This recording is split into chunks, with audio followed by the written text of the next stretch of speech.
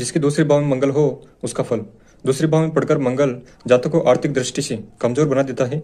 समय पर वह द्रव्य संचय करता है परंतु धन उसके पास टिकता नहीं तथा जितनी शीघ्रता से वह धन इकट्ठा करता है उतनी ही शीघ्रता से वह समाप्त भी हो जाता है। विद्या के क्षेत्र में भी यह कमजोर रहता है तथा विद्या प्रगति के बीच में कई प्रकार की बाधाएं आती रहती हैं। बातचीत करने में पटु ऐसे जातक सफल सेल्समैन सिद्ध होते हैं।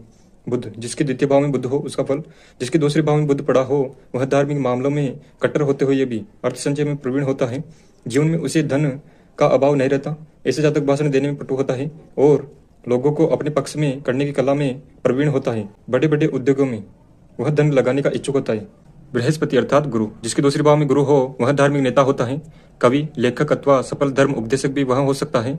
लेखन कार्य से वह द्रव्य उपार्जन करता है। ऐसा व्यक्ति सफल वैज्ञानिक भी होता है तथा उसकी खोज से विज्ञान को काफी बल मिलता है। मित्रों की संख्या अधिक होती है तथा उनसे सहायता मिलती है। ससुराल से भी उसे द्रव्य सहायता मिल सकती है अथवा पढ़ी लिखी पत्नी प्राप्त हो जो द्रव्य उपार्जन में सहायक हो। जिसके दूसरे भाव में शुक्र हो उसका फल। यदि शुक्र दूसरे भाव में हो तो उसका परिवार विस्तृत होता है।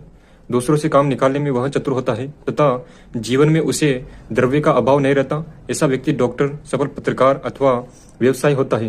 दृढ़ व्यक्तित्व प्रदान होने के साथ साथ ऐसा जातक शत्रुओं को अपने वश में करने का प्रधान गुण रखता है। शनि, द्वितीय भाव में शनि हो तो दूसरे भाव में शनि का होना शुभ सूचक नहीं है। यदि शनि स्वगृही न हो तो जातक को धनहीन, परेशान और दुखी भी कर देता है। जीवन में धन के लिए कठिन संघर्ष करना पड़ता है एवं धन जुटाने के लिए जरूरत से ज्यादा परिश्रम भी करना पड़ता है। परंतु यदि शनि स्वगृही होकर द्वितीयस्थ हो तो जातक की बाल्य अवस्था तो दुख और अभाव में बीतती है परंतु यौवन अवस्था और वृद्धा अवस्था शुभ सूचक होती है एवं आर्थिक अभाव नहीं रहती। राहु, यदि किसी जातक की कुंडली में दूसरे भाव में राहु हो तो जातक रोगी और चिड़चिड़े स्वभाव का होता है तथा पारिवारिक जीवन में उसे कई व्याघात सहन करने पड़ते हैं। यदि अन्य धन योग न हो तो आर्थिक दृष्टि से स्थिति डावाडोल ही रहती है। फिर भी ऐसा जातक बाल्य अवस्था में तो द्रव्य अभाव से पीड़ित रहता है परंतु जो जो उम्र बढ़ती है उसके पास अर्थ संचय होता रहता है। यदि दूसरे भाव में केतु हो तो उसका फल। यदि दूसरे भाव में केतु पड़ा हो तो जातक कटुभाषी होता है। समय पड़ने पर धोखा भी दे देता है परंतु ऐसा व्यक्ति दृढ़ निश्चयी होता है और एक बार जो मन में धार लेता है उसे पूरा ही करके छोड़ता है। अपने पिता की संपत्ति उसे प्राप्त नहीं होती।